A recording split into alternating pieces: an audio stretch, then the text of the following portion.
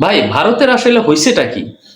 কি হয়েছে ভারতের? ভারত যে আসলে কোনোভাবে ম্যাচ জিততে পারতেছে না। চ্যাম্পিয়ন, ডিফেন্ডিং চ্যাম্পিয়ন, টি-20 ওয়ার্ল্ড কাপের চ্যাম্পিয়ন, লাস্ট যে টি-20 ওয়ার্ল্ড কাপটা গেছে সেইটার চ্যাম্পিয়ন আসলে ভারত। এর পেছনে দায়ীকে ব্যাক টু ব্যাক দুইটা সিরিজ হারা এবং দুইটাতেই ধবল ধুলাই হওয়া চারটিখানি কথা না।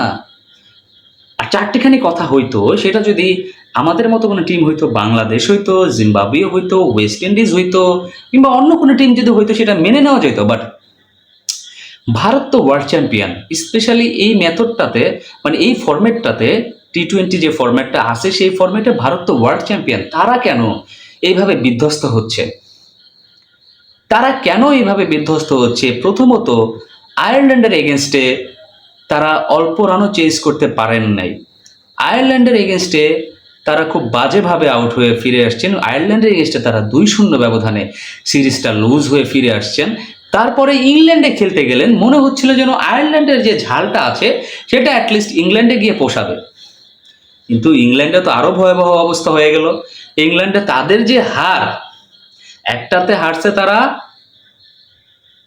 76 রানে অল আউট হয়ে গেছে, যেটা কিনা ভারতের টি-20 ইতিহাসের দ্বিতীয় লোয়েস্ট স্কোর।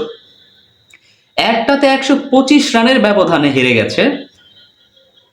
গতকালকে লাস্ট যে ম্যাচটা ছিল সেইটাতে ইংল্যান্ড মানে খুব বাজেভাবে পিটাইছে ভাই, ভারতের খুব বাজেভাবে পিটাইছে।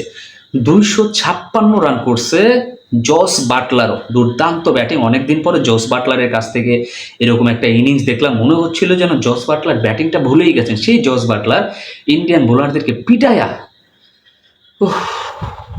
একদম দফা রফা করে দিছে ভাই, 131 রান। আর Harry Brook, new sensation for international cricket, ইংল্যান্ডের জন্য তো অবশ্যই আশীর্বাদ। যেভাবে খেললেন, 45 বলে 90 রান করে অপরাজিত থাকলেন। তো এই হচ্ছে ইন্ডিয়ার অবস্থা। ওরকম একটা ফ্ল্যাট পিচে যখন ইংল্যান্ড 256 করছে, তখন ইংল্যান্ডের যত বড়ই ব্যাটিং লাইন আপ থাকুক না কেন ভাই, মনে হচ্ছিল যেন ভাই ইন্ডিয়ার পক্ষে কোনোভাবেই করা সম্ভব না। কারণ ওরকম টেন্ডেন্সি ছিল না, ওরকম ইচ্ছাই আমি দেখতে পাইনি ইন্ডিয়ান ব্যাটারদের মধ্যে। কি আর করার বলেন তো? কি করার আছে যদি ইন্ডিয়া এইভাবে দিনের পর দিন বিধ্বস্ত হতে থাকে? এটা আসলে মানা যায় না। দোষ কার? গাম্ভীরের? গৌতম গাম্ভীরের কি দোষ বেশি ভাই? আমার কাছে মনে হয় গৌতম গাম্ভীরের দোষ আছে। কারণ গৌতম গাম্ভীর মনে হয় এই টিমটাকে নিয়ে একটু বেশি পর্যবেক্ষণ করতে চাচ্ছেন, একটু বেশি এক্সপেরিমেন্ট দেখাইতে চাইতেছেন। কখনো বৈভব সূর্যবংশী, কখনো সঞ্জু স্যামসন, কখনো অভিষেক শর্মা, এই যে উল্টাপাল্টা যে চেঞ্জগুলো করছে, আমার কাছে মনে হয় এতে করে প্লেয়াররা নিরাপত্তাহীনতায় ভুগছেন, ইনসিকিউর হয়ে যাচ্ছেন বিকজ অফ দেয়ার প্লেস। কারণ তারা শিওর না তারা পরের ম্যাচে খেলতে পারবেন কিনা, পরের ম্যাচে তাদের জায়গা হবে কিনা। এরকম করে যদি নড়ানো চড়ানো হয়, পারফরমেন্স তো খারাপ হবেই। সঞ্জু স্যামসনের কথা চিন্তা করেন, তিনি ওয়ার্ল্ড কাপে ভারতের হয়ে 89, 93, 92 এরকম বড় বড় স্কোরগুলো করেছেন। কিন্তু সেই Sanju Samson after the world cup কেন যেন কি হয়ে গেছে, ব্যাটে রান আসতেছে না। এই জিনিসগুলা আমার কাছে মনে হয় গৌতম গম্ভীর একটু বেশি বাড়াবাড়ি।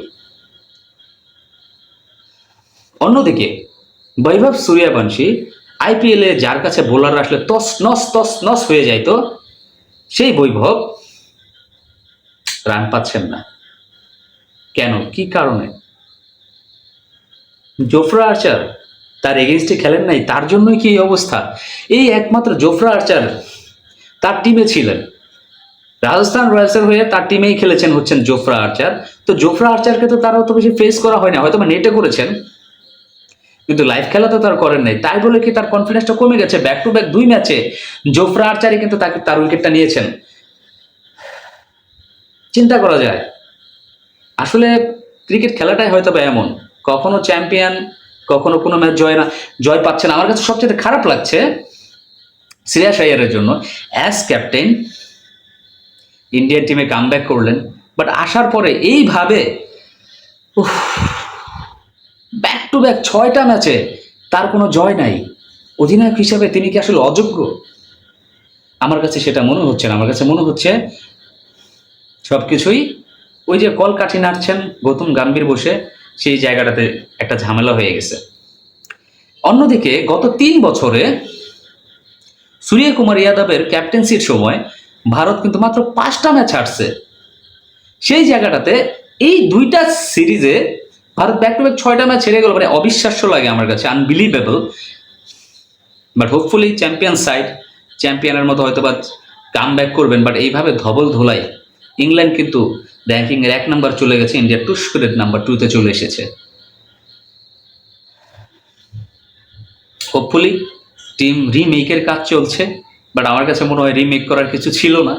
তাদেরকে কনফিডেন্স দিলে হয়তোবা তারা ভালো করতে পারতো। বাট আমার কাছে ভাই শিবম দুবের জায়গাটা নিয়ে একটা বিশাল কনসার্নের জায়গা আছে।